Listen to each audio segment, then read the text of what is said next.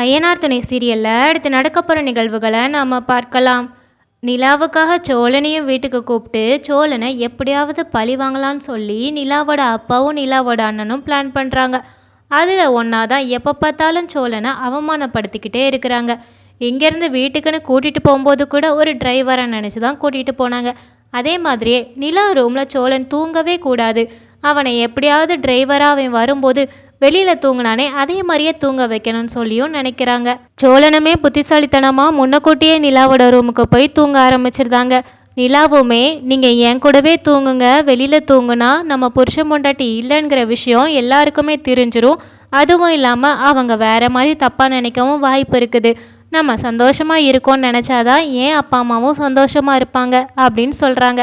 இதை கேட்டதுமே சோழன், ஓ அம்மா அப்பா இப்படிலாம் நினைக்க மாட்டாங்க, நம்ம சந்தோஷமாக இல்லை, இந்த கல்யாணமே ஒரு பொய் தான்னு தெரிஞ்சா இது இன்னுமே நல்லதாக போச்சுன்னு சொல்லிட்டு எங்களை சுத்தமாக பிரிச்சிருவாங்க அப்படின்னு சொல்லி மனசுக்குள்ளே நினைக்கிறாங்க. ஆனால் சோழனுக்கு நிலா கூட தூங்குனது ரொம்பவே சந்தோஷமாக தான் இருக்குது. அவங்க அதே சந்தோஷத்தோட வெளியில் வந்து பார்த்தா இங்கே மனோகரும் நிலாவோட அண்ணனும் கொலவெறியோட முழிச்சுக்கிட்டு இருக்காங்க.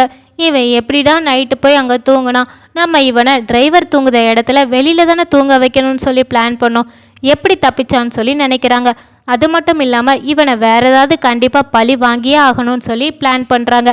இதை கேட்டதுமே நிலாவோட அண்ணே, ஏப்பா இவனை இதெல்லாம் பண்ணுறதுக்கு நம்ம ஒரே அடியாக போட்டு தள்ளிட்டா என்ன, நிலா பக்கத்தில் வரவே மாட்டான்ல அப்படின்னு சொல்கிறாங்க.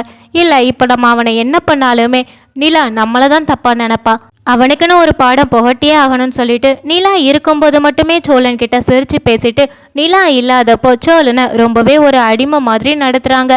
இதை கவனிச்சுக்கிட்டே இருக்கிற நிலாவோட அம்மா, எதுக்கு இவனை இந்த மாதிரிலாம் பாடாப்படுத்துறீங்க, ஒன்று அவன் வேண்டான்னா இங்கேருந்து போக சொல்லிடுங்க, நிலாவுமே போகட்டும், ஆனால் இப்படியெல்லாம் இங்கே வச்சு டார்ச்சல் பண்ணுறது நமக்கு நல்லதா படலை அப்படிங்கிறாங்க. நீ என்ன நினச்சிக்கிட்டு இருக்க, நான் மறுபடியும் நல்லபடியாக என் பொண்ணையும் இவனையும் நான் மருமகனாக ஏற்றுக்கிட்டு இந்த வீட்டுக்கு கூப்பிட்ருக்கேன் நீ நினச்சிக்கிட்டு இருக்கியா? சத்தியமாக அது ஒருபோதும் நடக்காது. இவனை என் மருமகனாக நான் எப்போதுமே ஏற்றுக்கிட மாட்டேன். நான் எந்த அளவுக்கு கோபமாக இருந்தேன்னு உனக்கே தெரியும். அப்படி இருக்கும்போது நான் இவனை எப்படி முழுசாக ஏற்றுக்கிடுவேன்? இவனை நான் இங்கே கூட்டிகிட்டு வந்ததே இந்த மாதிரி இவனை டார்ச்சல் பண்ணி பிரச்சனை பண்ணி இவன் மேலே ஏதாவது பழிய சுமத்தி இந்த வீட்டிலேருந்து திரும்பியே பார்க்க முடியாத அளவுக்கு ஓட வைக்கணும் தான். இந்த வீட்டில் இருக்க போகிறது நிலா மட்டும்தான் என்னோட பொண்ணாக நான் ஏற்றுக்கிட போகிறேன். இவனை நான் எப்படியாவது ஒழிச்சு கட்ட தான் போகிறேன்னு சொல்கிறாங்க. இதை கேட்டதும் தான் நிலாவோட அம்மாவுக்கு முழுசாவே புரியுது. அப்போ இதுதான் உங்கள் திடீர் மனமாற்றத்துக்கு முழு காரணமா அப்படின்னு சொல்லி கேட்குறாங்க.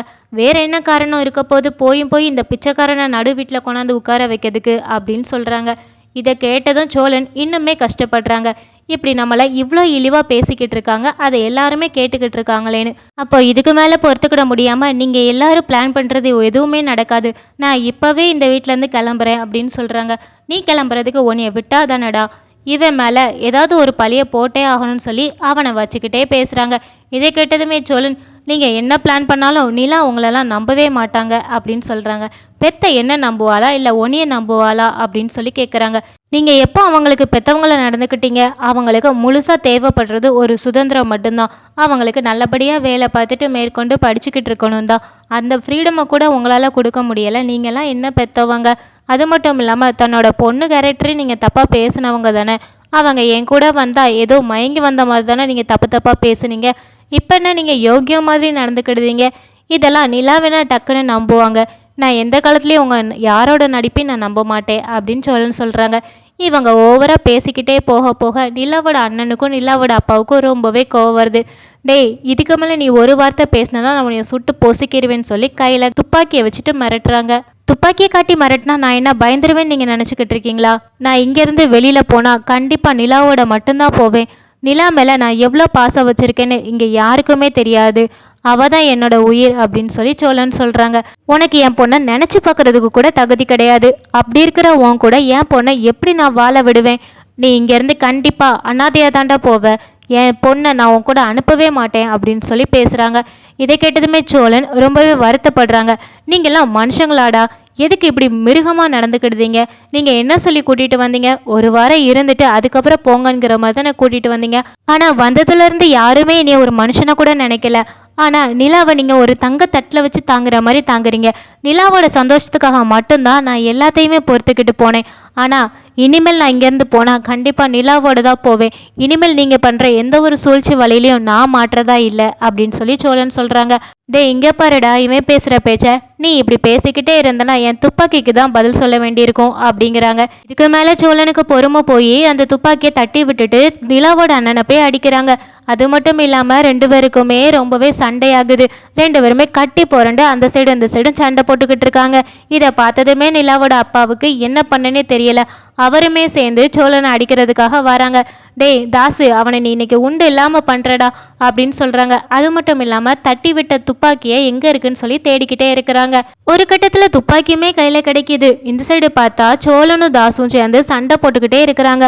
அப்போ ஒரு கட்டத்தில் நம்ம சோழன் தாஸ் தலையில் ஒரு இரும்பை கொண்டு அடிக்க போகிறாங்க. இதை பார்த்ததுமே தாஸை காப்பாற்றணும்னு சொல்லிட்டு நிலாவோட அப்பா சோழனை சுட்டுருதாங்க. இதை பார்த்ததுமே நிலாவோட அம்மா எல்லாருமே அலறுதாங்க. ஏன் இப்படி அவசரப்பட்டு இந்த மாதிரி பண்ணிட்டீங்கன்னு சொல்லி கத்துறாங்க. இந்த நேரம் பார்த்து கரெக்டாக நிலாவுமே வந்து பார்த்துட்டு அதிர்ச்சி ஆகுறாங்க. இங்கே சோழனுமே மூச்சு பேச்சே இல்லாமல் கீழே விழுந்து கிடக்குறாங்க. உடனே நிலா, அப்பா உங்களுக்கு இந்த அளவுக்கு கோபம் இருந்தால் ஏன்பா எங்களை இங்கே கூட்டிகிட்டு வந்தீங்க? நாங்கள் வராமல் இருந்தால் கூட ஏதாவது ஒரு கண்காணாத இடத்துல நாங்கள் சந்தோஷமாக தானப்பா இருந்தோம். எங்களுக்குன்னு ஒரு சின்னதாக உள்ள குடும்பத்தில் தானப்பா நாங்கள் இருந்தோம். எதுக்குப்பா இப்படி ஆசை வார்த்தை பேசி இவ்வளோ தூரம் கூட்டிகிட்டு வந்து எங்களை இந்த மாதிரி பண்ணிட்டீங்கன்னு சொல்லி அழுகிறாங்க. உடனே நிலாவோட அம்மா ஆறுதல் பண்ண வராங்க. நீங்கள் யாருமே என்னோட குடும்பம் கிடையாது. என்னைய நம்பி வந்த ஒருத்தரை இந்த மாதிரி பண்ணிட்டீங்களே, நீங்கள்லாம் என் குடும்பம்தான் சொல்லிக்கிட எனக்கு வெக்கமாக இருக்குது. இந்த பக்கம் நம்ம நிலா ரொம்பவே வருத்தப்பட்டு அழுதுகிட்டு இருக்கும்போது அங்கே சேரனுக்கு இந்த மாதிரி விஷயங்கள் தெரிய வருது. அப்போ நம்ம தம்பி அங்கே போய் சந்தோஷமாகவே இல்லையா, அங்கே இவ்வளோ தூரம் சித்திரவதை அனுபவிச்சிருக்கானான்னு சொல்லி ஒவ்வொன்றா தெரிய வருது. இதை தெரிஞ்சுக்கிட்டதுமே பாண்டியன் கிட்ட கேட்குறாங்க. டேய் இந்த மாதிரி அங்கே இவ்வளோ விஷயம் நடந்திருக்குன்னு சொல்கிறாங்க, நிஜமாதானா அப்படின்னு சொல்லி கேட்குறாங்க. இதை கேட்டதுமே பாண்டியன், ஆமாண்ணே எனக்கு தெரியும். இதை கேட்டதுமே சோழன், டே இதெல்லாம் முன்னாடியே தெரிஞ்சிருந்தா என் தம்பியை நான் போக விட்டுருக்க மாட்டேன்ல, அப்படி என்னடா நடந்துச்சு அப்படின்னு சொல்கிறாங்க. உடனே பாண்டியன், இந்த மாதிரி அவங்க மாமனார் இப்படி ஒரு வாரம் நான் என் பொண்ணை பிரித்து காட்டுறேன் உங்ககிட்ட இருந்துன்னு சொல்லி சவால் பண்ணி தான் நிலாவையும் சோழனையும் அவங்க வீட்டுக்கு கூட்டிகிட்டு போயிருக்காங்க அப்படிங்கிற விஷயத்த சொல்கிறாங்க. இதை கேட்டதுமே சேரன் பல்லவன் எல்லாருமே ஷாக் ஆகுறாங்க. என்னடா இவ்வளோ பெரிய விஷயம் நடந்திருக்குது, இதை நீ முன்னக்கூட்டியே சொல்லியிருந்தா என் தம்பியை நான் எப்படியாவது காப்பாற்றிருப்பேனே அப்படின்னு சொல்லிட்டு சேரன் ரொம்பவே மனசுடைஞ்சு அழுகுறாங்க. இதை பல்லவனால் தாங்கிக்கவே முடியலை. ஏன்னா அவங்களுக்கு நிலாவையுமே பிடிக்கும், சோழனை ரொம்ப ரொம்ப பிடிக்கும். அப்படி இருக்கும்போது 2 பேருமே இப்படி இங்கேருந்து போய் அவ்வளோ தூரம் கஷ்டப்படுறாங்கங்கும்போது அவங்களுக்கு மனசு கேட்கவே இல்லை. ஏதாவது பண்ணலான்னு தான் தோணிக்கிட்டு இருக்கு. உடனே எல்லாருமே சேர்ந்து சரி நம்ம இப்போ உடனேயே திருவண்ணாமலை கிளம்புவோன்னு சொல்லி கிளம்ப போகிறாங்க. அப்போ நடேசன் சொல்கிறாங்க, நானுமே வரேன் அப்படிங்கிறாங்க.